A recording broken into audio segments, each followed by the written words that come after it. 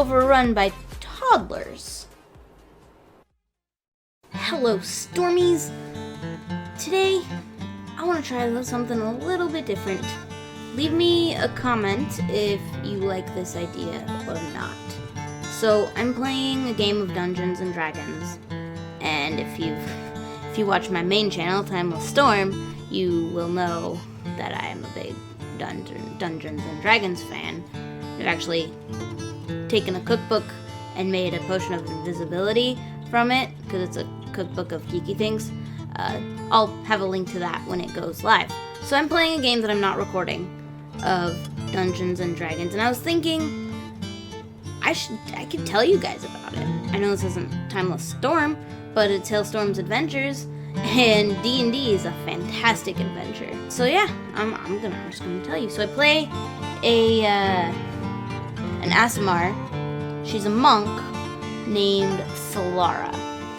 And the game started with me and my two new friends. They aren't my friends at the very beginning. But we're all on a slave ship. We're about to be sold into slavery. And the other one, Carrick, he is a dragonborn paladin. And he's a soldier. And then there's the thief, Katarina, who's a changeling and a rogue, played by my good friend Maddie. And she always seems to play a rogue, but you know, whatever, she enjoys it. She's also a good character. I'm 95% sure she's a rogue. Rogues aren't typically good, but she's good. Anyway, so we managed to break out of our shackles, and she changes her form to look like one of the people that were chaining us up, and we actually utilized real tools. We bought a lockpicking kit, or we have a lockpicking kit that my brother-in-law left here, and we bought some practice locks, and we had her lock a real life lock. We didn't do this at this part. I'm getting ahead of myself. So what we did, so we got out, and there were a bunch of crates that we all had to take turns trying to unlock. I tried, she tried. Eventually the paladin just smashed it, and we got our stuff. We, unlocked the other people that were, chained in the boat, and we got out. She's in the form of another, person on the boat, one of the higher ranking people, so she can, command people, and they'll think that, she's supposed to be there. We get to the top, and in the distance, we see a ship of the Red Lion Dynasty, which happens to be the army that our soldier friend Carrick, played by Spencer, is a part of. Spencer played a dwarf in the D&D campaign that I did for YouTube. In Lost Man of Fandelver, I will link that as well. It's pretty funny. Some of my best content, I think. We managed to flag down the ship, and it comes, and eventually, so we capture a pirate, because it's a pirate ship. Pirates were capturing us to sell us into slavery. We convinced one not to kill us, so we took him onto the ship. He's now recruited into the army. We get to land. We go to Carrick's house, because it's his hometown, and we're greeted by his housecarl, who is named Carl, and he's acting really strange. And we finally catch him in the lie, and it turns out he's also a changeling. And the real Carl, the housecarl, is locked up in a wardrobe in his room, which he is rescued by Katarina. Katarina has a secret identity that we don't know about, or a secret friend. And when the imposter Carl, whose name is also Carl,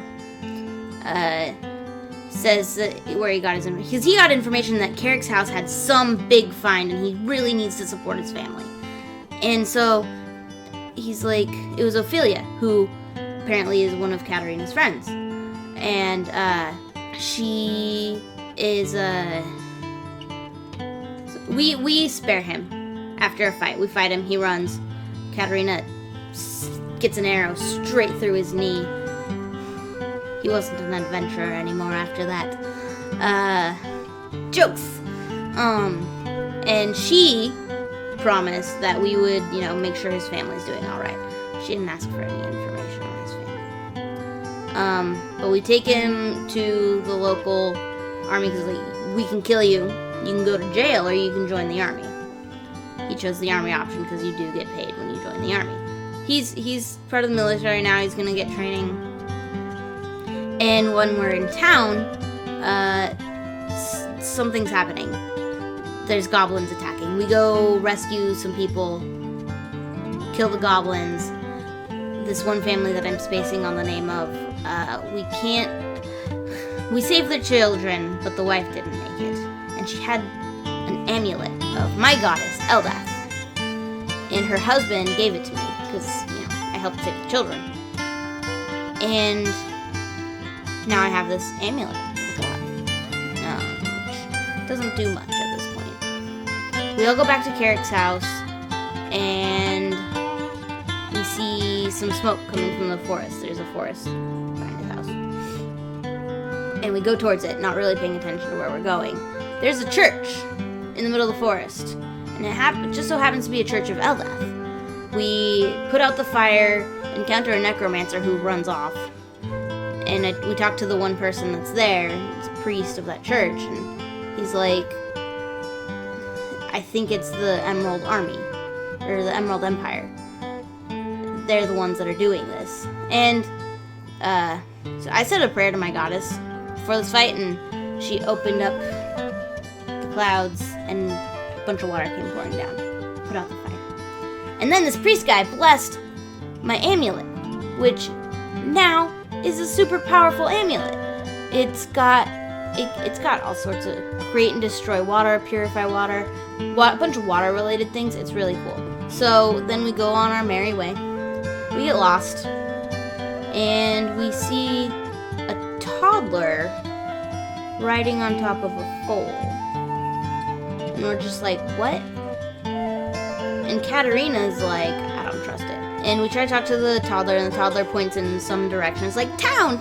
So we take the toddler to town, or towards the direction that it pointed, because we're not going to leave a toddler alone in the woods. We come to a gate. I push it. It's unlocked. So we go in. We go into the gate. And then we get into the town. And the town is overrun by toddlers. Where are the adults? We're just like, how and why? They don't talk very well or in complete sentences. One of them was in a suit, a little toddler suit. He was trying to talk to us, but it wasn't coming out because he's a toddler. I know toddlers can talk. And a bunch of them were gathered around a fountain and drinking the water in the fountain. That's odd. We went into the tavern because toddlers don't go to taverns, adults go to taverns. There were a bunch of toddlers in the tavern. They're all drinking milk. Bottled milk. And then we got to the blacksmith, because again, adults typically work in the blacksmith industry. It was just a toddler with a little tiny hammer, just ding, ding, ding, ding. There was some sort of metal thing in the fire. Didn't really look like anything. It was a toddler. But I was able to get some information from the toddler that what happened was related to the alchemist. And I also asked where they got their tiny toddler clothes. Because someone's obviously, taking care of them. Some lady named Helen is doing it. And it's like, alright, that's weird. We also found out where they're getting the milk, which is the goats. And we were pointed to the place with the goats. So we tried to go to the alchemist, but it was locked. We couldn't get in. So then we went to the place of the goats, and then again we were told about Helen. So we stayed there for the night. We kept watch because we didn't want to miss Helen. What if Helen's evil? And in the distance outside of town we saw a light. Like, alright, interesting. And there was movement. So we went out to the town, or out of the town, and to this house. We tried to sneak. Carrot can't sneak. He's in heavy armor. He's a paladin. Katarina actually went and just knocked on her door. And she answered, and like when we were just listening, like we heard her talking to somebody but not responding. Turns out her husband was turned into a toddler. And these toddlers that we encountered used to be adults. And I'm just like, well, what happened? Why aren't they adults anymore? Turns out the mayor of this town wanted a fountain of youth as a tourist attraction. But the alchemist tripped and all of his potions spilled into the fountain, and it was just too potent. And now everyone's a toddler and they're all just constantly drinking from the fountain. When it got lighter out, we went to town so Helen could go about her, chores, making sure toddlers didn't get trapped anywhere or anything. We found a toddler that was actually looking a little bit older. It was the alchemist. He looked to be about 5. So he wasn't a toddler, he was just a small child. And he was actually able to tell us that it was his fault. And we could go into the alchemy place, the alchemy shop, to try and fix things. We didn't find a whole lot. There was some, obviously, alchemy supplies and some alchemy books, and there was a recipe for a potion of youth. And we found out that it takes about a week to wear off, the potion of youth does, and within 3 or so months, all of the toddlers should be back to their normal ages, assuming they don't drink the water anymore. So like, well, we gotta figure out how to empty the fountain. We gotta decontaminate the water. And I have my amulet. So, I use the amulet to destroy the water in the fountain. And in the bottom of the fountain are some vials. And there's still actually somehow there's still residue in the vials of the potion. So I grab those. And then I use my create water to refill the fountain. I asked the alchemist, like, hey, I'm really interested in learning alchemy. Can I borrow some of your supplies? And the alchemist was like, just take it all. I'm never going to do alchemy again anyway. I screwed up way too big. So, now I have alchemy stuff. So, we passed the information that we found out along to Helen. And then we go back to town. To Carrick's town. And we, inform the military of the town of toddlers, but also of the attack on the temple in the forest. And while we're there, we see the imposter house Carl, as well as the pirate dude, and they're just training. And the imposter Carl was like, hey, did you check on my family? And Katarina was like, oh crap, no, I didn't. And then he tells us the town, and that happens, the town that his family's in happened to be the town of toddlers. And he needed to help his family because they were all toddlers. And we're like, oh, well then actually, yeah, we helped your family. But you didn't even mean to. He was like super offended. He was like, you have no place to talk, Carl. You tried to rob Carrick. Can't be offended. We could have sent him to jail or killed him, and we didn't. So they're training. We go and talk to the general. I get recruited to help out, and for 75 gold a day or a week or something. I don't know. Brian's the DM. He keeps fumbling his words and saying week or day, and it's like I don't know what it is. Because I have that fancy blessed amulet. More. And then Katarina was like, well, I don't want to be obligated to, be stuck stuck with you guys for a whole year. And so the general was like, alright, fine. You get 40 gold a week. And I'll hire you, unless you can prove to me a reason that you deserve more pay. Because she was just wanting to be a contract worker. She couldn't come up with anything or negotiate.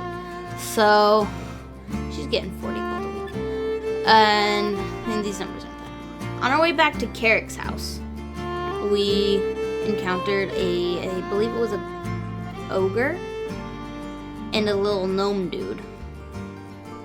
And they were just selling stuff. I got a super fancy sword, a +1 sword that does cold damage. It basically crits every time as long as the creature I'm hitting is not resistant to cold. Because 1d6 and then another 1d6 of cold damage. So 2d6 plus my modifier. So we get some cool new weapons and stuff. Go back to Carrick's, and Carrick has been informed that he needs to gather a troop, and we're gonna go by airship to the Emerald Empire. And at some point during all of this, we also went to the local inn at Carrick's town, and met various people. I met a scribe who works for a wizard, and we actually went to this scribe after Carrick got the assignment, and was like, hey, can you draw up some flyers for us? And he did. And we're actually going to invite him to go with us, because his wizard master does not treat him well at all. Plus, I think my character thinks he's kind of cute. Carrick had encountered a dwarf woman, took her home, and she went missing. She's the last person he was the last person she was seen with, and her husband came looking, and was like, hey, have you seen my wife? And he was like, oh crap, yeah. We found a note in her room when we went to investigate, and like, she's not coming back. She went to go join the pirates because she's miserable in her life with her husband and 12 children. And Katarina also had a mysterious encounter of someone that borrowed her identity to tell Carl, the House Carl, about, the big find at Carrick's house that didn't actually exist. And it was actually at that point that she was given a box to open that she had to unlock. And at that point, we gave her a practice lock and the lockpick kit. And in order to get the thing inside of the box in the game, she had to lockpick open the actual lock in real life, which is awesome. I love how Brian is like giving us real world props to work with. Like, he even drew up a flyer to recruit, people for Carrick's troop. They haven't seen it yet, so it's gonna be really exciting. And that's where we stopped. Next time we play, we're gonna go pick up the flyers, and I'll invite Elith is his name, the scribe, and be like, hey, come with us, and we'll probably be off on our adventure. Brian says that there's gonna be some feels, and I'm a little worried that somebody's gonna die. He denies it, but I'm worried. But he's super excited about it, and I love it, and I'm super excited to play. Anyway, if you want to hear more about my D&D adventures with my friends, where I just basically recap it, because it's still funny, I think, leave me a comment. And once my D&D related cooking video goes up, I will link to that from this video. It'll be sometime. I don't know when. I have to decide what day. Anyway, I hope you enjoyed this video. I enjoy talking about it. I'm also doing D&D at my work. It's our social skills at work. I work at a school with a class of 5th graders. It's pretty fun. One of them is super into it. None of them, the other ones have played. But yeah. Let me know if you want to see more of these videos. And check out Timeless Storm, my main channel. And I hope we'll see you next time. Bye.